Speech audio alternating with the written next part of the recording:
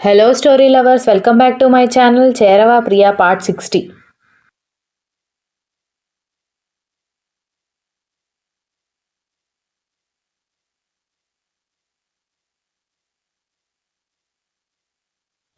ఐశ్వర్య చిరాకుగా మొహం తిప్పుకోవడంతో I'm sorry, మిత్రకి ఏమీ తెలియదు. వాళ్ళ అమ్మకి తనకి డిమాండ్ చేయడం తప్పితే సున్నితంగా మాట్లాడడం తెలియదు.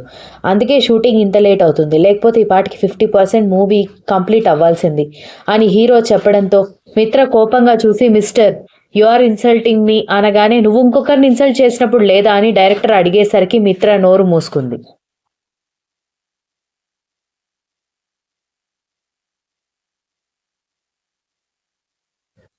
లైట్ తీసుకో ఐశ్వర్య, మీ ఇద్దరికి ఏం ఆర్డర్ కావాలో చెబితే త్వరగా ఆర్డర్ ఇద్దాం.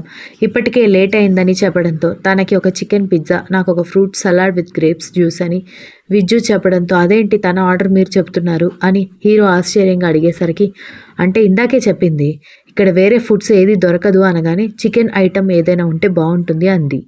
చికెన్ బర్గర్ తను తినలేదు, అందుకే పిజ్జా చెప్పాను అన్నాడు విజ్జు.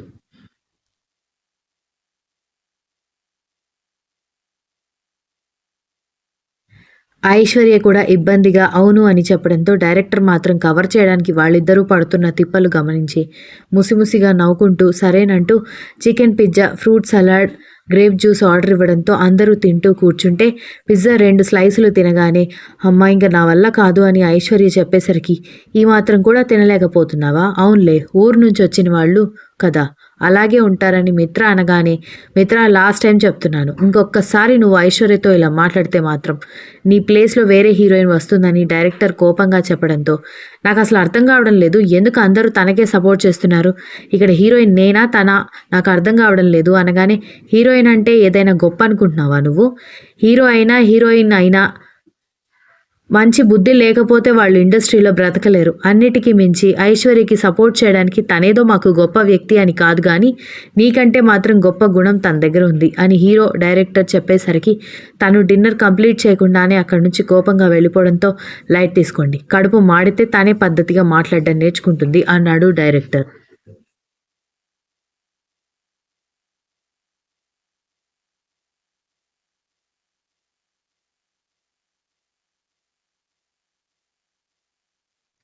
అందరూ డిన్నర్ కంప్లీట్ చేసిన తర్వాత పాపం మీ హీరోయిన్ డిన్నర్ చేయకుండానే వెళ్ళిపోయింది, రేపటికి నీరసపడిపోతుందేమో అనగానే దాని మొహం ఈ పాటికి 4-5 ఫ్రూట్ జ్యూస్ లాగించేసి ఉంటుంది, దాంతోనే కడుపు నిండిపోయి ఉంటుంది, ఇప్పుడు అది డిన్నర్ చేయకపోయినా ప్రాబ్లం ఏమీ లేదని విజ్జు వెటకారంగా చెప్పడంతో మేడం గారు ఎప్పుడు ఏం తీసుకుంటారో కూడా సార్కి బాగా తెలిసే అని ఐశ్వర్య వెటకారంగా చెప్పేసరికి ఆమె నడుం చుట్టూ చేవేసి దగ్గరికి లాక్కొని ఈ మేడం గారిని ఎలా సొంతం చేసుకోవాలో కూడా సార్ గారికి బాగా తెలుసు అనగానే అబ్బబ్బబ్బా, ప్రపంచంలో ఏ టాపిక్ మాట్లాడినా నా దగ్గరికి భలే తీసుకొచ్చేస్తావు, భూమి గుండ్రంగా ఉంది అని చెప్పినట్టు అనగానే నవ్వుకున్నాడు విజ్జు.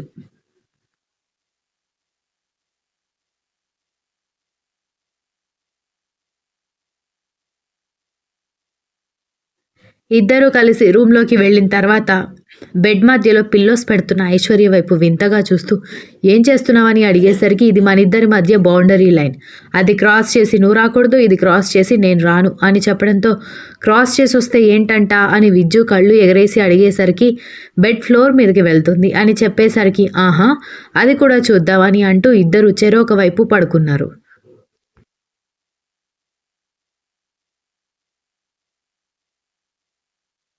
ఐశ్వర్య పెరుగుతున్న గుండె వేగాన్ని అదుపు చేసుకుంటూ నిద్రపోవడానికి ట్రై చేస్తూ ఉంటే అప్పుడే నిద్రపోయావా అని ఆమె బుగ్గల మీద వేళ్లతో రాస్తూ అడిగేసరికి అతని చేతిని నెట్టేసి ఏంటి అని కోపంగా అడగడంతో అబ్బబ్బబ్బా, ఎందుకు ఎప్పుడు బీపీ ఎక్కిన బీపీ పేషెంట్ లాగా కసురుకుంటూనే ఉంటావు, కొంచెమైనా ప్రేమగా మాట్లాడచ్చు కదా అనగానే నాకు ఇలాగే మాట్లాడడం వచ్చు, నచ్చకపోతే నాతో మాట్లాడడం మానే అనగానే కరెక్టేలే, నువ్వు ఆయన గారి కూతురువి కదా, ఇంకా ఇలా కాకుండా ఎలా ఉంటావు అనగానే ఇప్పుడు మా నాన్న టాపిక్ అవసరమా అని అడిగింది.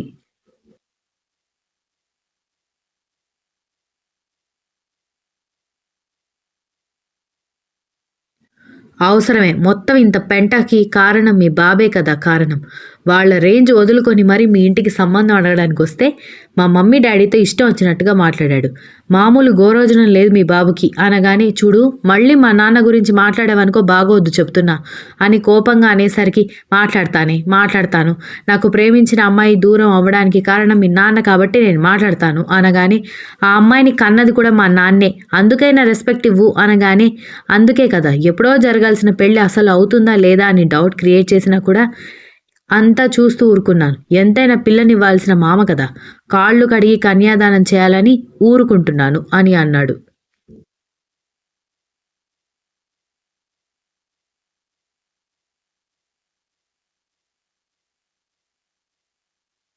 మా నాన్నతో కాళ్ళు కడిగించుకోవాలని బాగా తుత్తరగా ఉందే నీకు అనగానే, అవును మరి, నా లైఫ్లో అంత పెద్ద విలన్ అయిన నీ బాబు నా కాళ్ళు కడుగుతుంటే ఆ దృశ్యం చూడ్డానికి బాగుంటుంది అనగాని, ఐశ్వర్య టపాటపా విద్యు భుజం మీద కొడుతూ, ఇందుకే మా నాన్న నిన్ను పెళ్లి చేసుకోవడానికి ఒప్పుకోవడం లేదు అనగానే, ఓహో, ఓవర్ యాక్షన్ ఆపు, అంత సినిమా లేదు.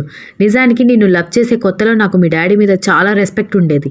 ఎప్పుడైతే ఎప్పుడో ఏదో జరిగిందని ఆ ఆలోచనలన్నీ నా మీద నా ఫ్యామిలీ మీద రుద్దడానికి ట్రై చేశాడో అప్పుడే ఆ రెస్పెక్ట్ గాల్లో కొట్టుకుపోయింది అనగానే, ఆయన అనుభవం అలాంటిది. ఇంట్లో ఒక్కరు మోసపోతేనే చూడ్డానికి బాధగా ఉంటుంది. అటు కన్న తల్లి, ఇటు తోడబుట్టిన చెల్లెలు ఇద్దరు బాధపడ్డం చూసిన మా నాన్నకి ఆ మాత్రం పెయిన్ ఉంటుంది కదా అని అంది ఐశ్వర్య.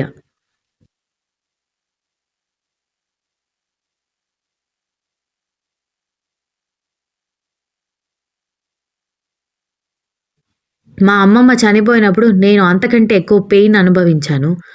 ఐశ్వర్య, పెయిన్ అనేది మనిషి పుట్టుక నుంచి చావు మధ్యలో కన్ఫర్మ్‌గా ఒక్కసారైనా ఉంటుంది. ఒక్కసారి కాదు, ఎన్ని సార్లు ఉంటుందో తెలీదు. మనం హ్యాపీగా ఉన్న క్షణాల కంటే పెయిన్ ఫీల్ అయిన క్షణాలే ఎక్కువుంటాయి. అందుకని మా అమ్మమ్మ దూరం అయిపోయిందని ప్రపంచంలో ఇంకెవరికీ అలా అవ్వకూడదని నేనేమైనా ల్యాబుల్లో పరిశోధనలు చేస్తున్నానా? లేదంటే రోగాలు వస్తున్నాయని అసలు రోగాలే రాకుండా చేస్తున్నారా? రోగానికి మందు కనిపెడతారు.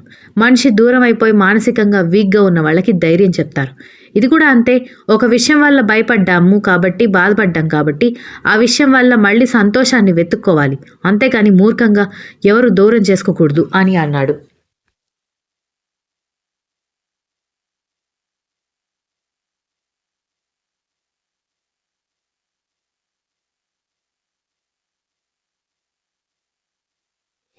రేపు షూటింగ్ ఉంది. తమరు ఊరికే కూర్చుని కొబ్బరి బొండాలు తాగుతారు. కానీ నేనక్కడ డాన్స్ నేర్పించాలి. ఈ సోది మొత్తం వింటూ నేను కూర్చోలేను అని ఐశ్వర్య నిద్రపోవడంతో తండ్రి కూతుళ్ళకి ఇద్దరికీ హెడ్ వెయిట్ మామూలుగా లేదు అని తిట్టుకుంటూ ఏదో చిలిపి ఆలోచన వచ్చి ఆమె బుగ్గ మీద గాఢంగా ముద్దు పెట్టి, గుడ్ నైట్ బేబీ, ఫ్యూచర్లో రోజు గుడ్ నైట్ గుడ్ మార్నింగ్ చెప్పాల్సింది నేనే అని చెప్పి పడుకోవడంతో ఆ మాటకి చిన్నగా నవ్వు పూసినా అది బయటకి చూపించలేదు ఐశ్వర్య.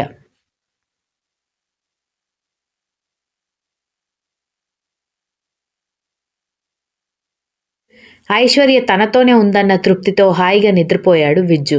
ఉదయాన్నే ఐశ్వర్య కళ్ళు నలుపుకుంటూ నిద్రలేచేసరికి బాల్కనీలో నిలబడి విజ్జు వర్కౌట్ చేస్తూ ఉంటే కళ్ళు అప్పగించుకొని మరీ చూస్తూ ఉంటే, చూసించాల్లే, దిష్టి తగులుతుంది, వెళ్ళి ఫ్రెష్ అవ్వు, రాత్రి ఏదో నిద్రపోనివ్వకుండా డిస్టర్బ్ చేస్తున్నట్టు ఓవర్ యాక్షన్ చేసి ఇప్పుడు కళ్ళు అప్పగించుకొని మరి చూస్తున్నావు అనగానే, నేనేమి నిన్ను చూడడం లేదు, మార్నింగ్ వ్యూని చూస్తున్నాను అనగానే, బాగా కవర్ చేసావులే కానీ వెళ్ళు అనగానే మూతి తిప్పుకుంటూ ఐశ్వర్య ఫ్రెష్ అయి వచ్చి గబగబా రెడీ అయిన తర్వాత డోర్ కొట్టడంతో డోర్ ఓపెన్ చేసేసరికి, రెడీ అయ్యారా అనగానే, రెడీ అయ్యాను అనగానే, వాడెక్కడా అన్నాడు డైరెక్టర్.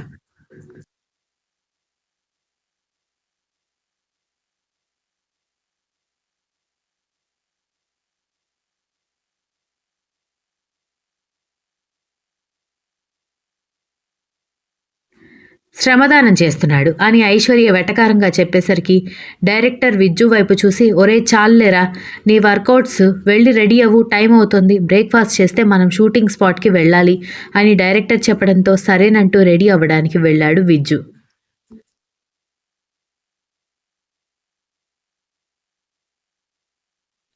అందరూ రెడీ అయిన తర్వాత బ్రేక్ఫాస్ట్ చేసి వెంటనే షూటింగ్ స్పాట్కి వెళ్లారు. నిన్న దీన్ని పొగుడుతూ అందరూ నన్ను తక్కువ చేశారు కదా, చెబుతా అని అనుకుంది మిత్ర. 2 గంటలు డాన్స్ నేర్పించిన తర్వాత, డాన్స్ ఓకే అయిన తర్వాత ఐశ్వర్య ఒంటరిగా నిలబడి అక్కడే ఉన్న పూల తోటలు చూస్తూ ఉంటే మిత్ర కాస్ట్యూమ్ డిజైనర్ వైపు చూసి సైగ చేయడంతో, మేడం అటువైపు వాటర్ ఫాల్స్ ఉన్నాయి, బాగుంటుంది, వెళ్దామా అనగానే తర్వాత వెళ్దాంలే అని చెప్పి మిత్ర కాస్ట్యూమ్ డిజైనర్ని తీసుకుని వెళ్ళడంతో వాటర్ ఫాల్స్ అనగానే ఐశ్వర్య అటువైపు వెళ్ళడం స్టార్ట్ చేసింది. Continues. If you like this story, please like, share, comment and don't forget to subscribe.